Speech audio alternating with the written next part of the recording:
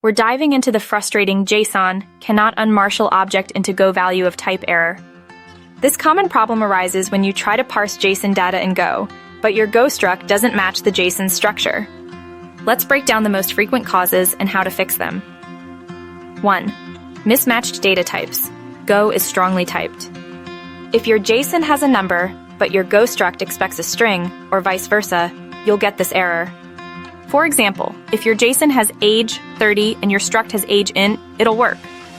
But if your struct has age string, you'll need to adjust accordingly, or use type assertion when unmarshaling. 2. Missing or extra fields.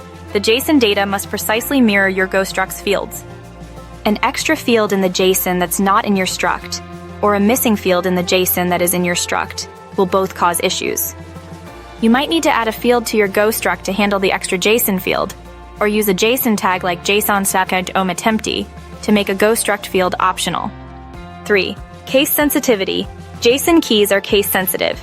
If your JSON has first name sound and your struct has first name, they're different. Make sure the case perfectly matches between the JSON keys and your Go struct field names. 4. Nested structures. When dealing with nested JSON objects, ensure that your Go structs accurately reflect the nesting.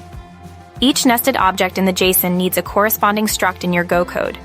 Carefully check the field names and data types at each level of nesting. 5. Arrays versus objects. JSON can have arrays or objects. Make sure your Go struct uses the correct type to represent the JSON structure.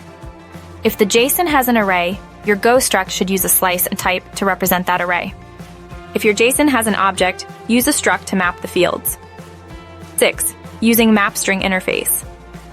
As a last resort, if you don't know the exact structure of your incoming JSON, you can unmarshal it into map string interface.